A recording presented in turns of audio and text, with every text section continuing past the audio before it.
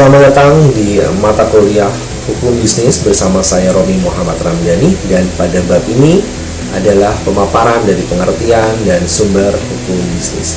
Pertama, kita akan membahas dari pengertian hukum terlebih dahulu. Tentu saja banyak definisi dari para ahli, para tokoh mengenai hukum. Saya akan coba membuat intisarinya, membuat kesimpulan dari banyak definisi hukum. Hukum adalah seperangkat aturan yang isinya adalah perintah, larangan untuk sekelompok anggota masyarakat dengan tujuan ketertiban, keadilan, dan kepastian hukum.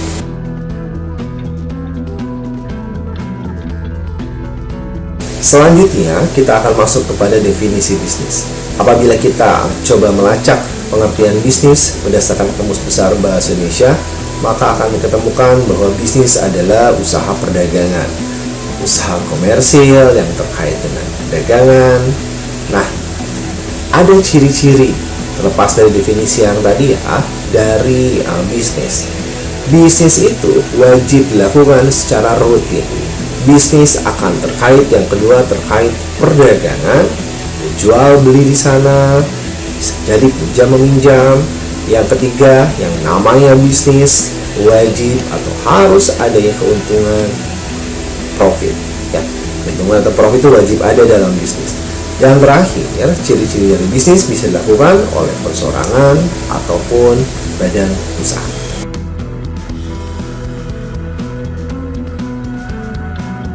Definisi hukumnya sudah, definisi bisnisnya juga sudah. Harapannya Anda sudah punya gambaran mengenai dua kata ini, hukum dan bisnis, yang apabila disimpulkan, hukum bisnis memiliki pengertian adalah sekumpulan kaidah untuk mengatur orang-orang dalam bidang perdagangan ya. Jadi pasti ketika orang-orang diatur ini, di sana ada persoalan karena ada aktivitas dari orang-orang, maka itu perlu diatur dengan fokusnya dalam bidang perdagangan.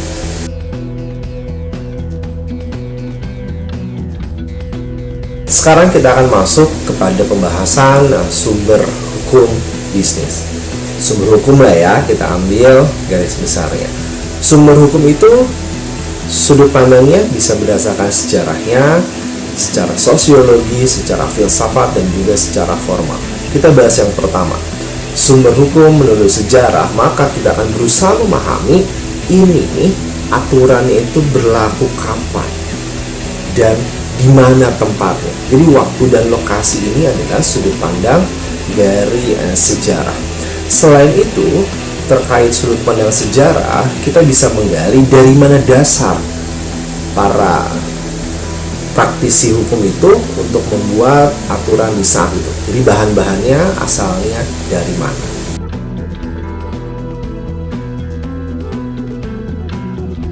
Kedua adalah sumber hukum dalam arti sosiologis. Jadi ini ditelaah faktor sosial yang mempengaruhi sumber hukum. Faktor sosial itu bisa jadi dari keagamaan, sosial, ekonomi, keyakinan, ya, budaya, banyak hal di sana. Kita ambil contoh, adanya latar belakang keagamaan terkait monogami ataupun poligami akan membentuk Undang-Undang Nomor 1 Tahun 74 terkait perkawinan.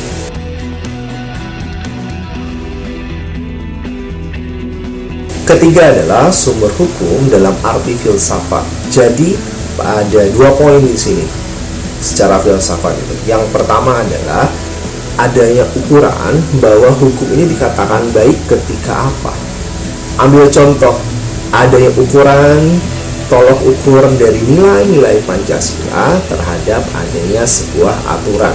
Itu ada ukurannya. Yang kedua adalah bagaimana kekuatan mengikat dari hukum ini. Ini terkait sejauh apa masyarakat menyadari atau merasa perlu untuk mematuhi hukum tersebut.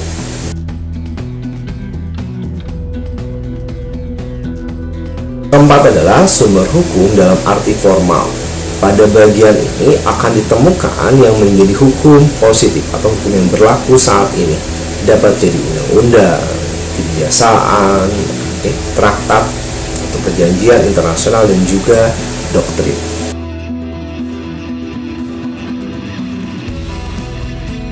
Sekarang kita akan membahas lebih dalam terkait sumber hukum formal.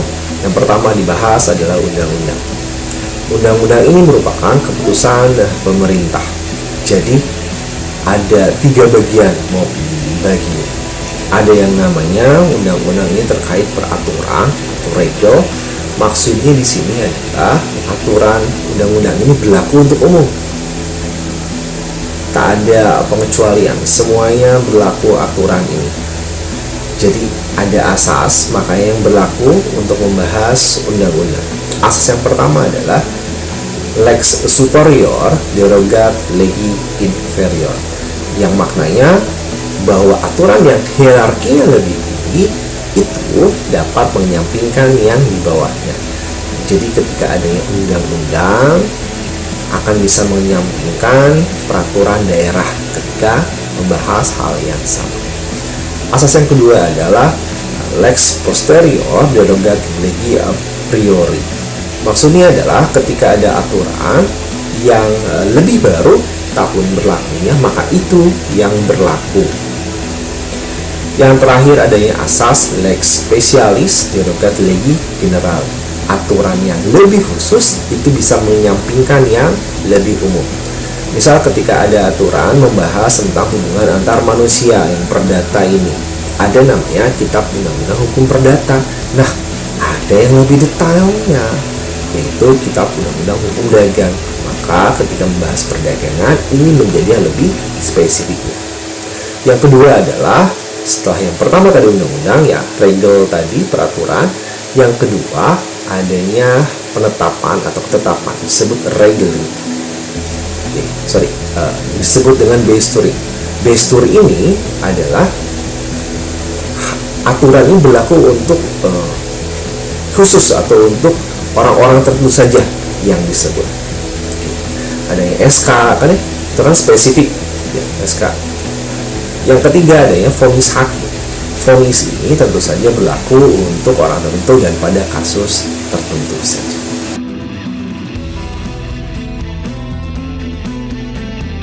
Sumber hukum formal yang kedua adalah kebiasaan. Kebiasaan dapat diartikan sebagai pengulangan aktivitas ataupun perilaku pada situasi yang sama ataupun mirip, katakanlah. Kebiasaan ini dapat menjadi hukum kebiasaan apabila masyarakat menyadari bahwa ini menjadi tuntutan penting untuk adanya keadilan.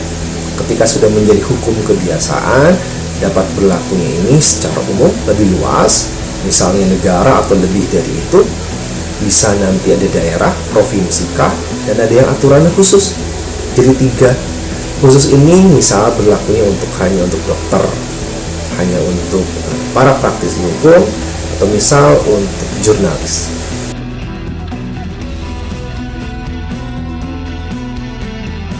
Sumber hukum formal yang ketiga adalah traktat, perjanjian antar negara. Beberapa mengatakan ini perjanjian internasional. Dapat dilakukan dengan 2 negara, misalnya bilateral ataupun multilateral dengan banyak negara. Pada multilateral, sifatnya bisa dapat tertutup atau terbuka. Ketika perjanjiannya terbuka, negara baru bisa bertambah. Kalau tertutup, ya sudah, hanya negara awal yang membentuk perjanjian tersebut. Yang namanya traktat perjanjian internasional dapat dilakukan oleh subjek hukum internasional tentu saja. Negara yang berdaulat, adanya badan atau organisasi internasional, PBB misal, kemudian ada Tahta Suci Vatikan sebagai subjek hukum internasional. Tahap-tahap dari traktat ini ada beberapa juga sebelum ditetapkan, diratifikasi. Yang pertama adalah penetapan.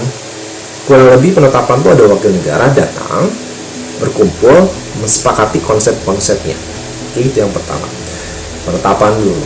Lalu yang kedua, balik lagi nih ke negaranya. Wakil negara itu membicarakan dengan perwakilan rakyatnya di sini. Oke, bagaimana nih?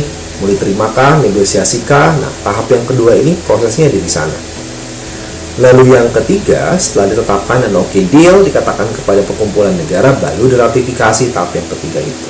Setelah yang keempat, adanya membuat piagam perjanjian internasional atau piagam dan traktat itu sendiri.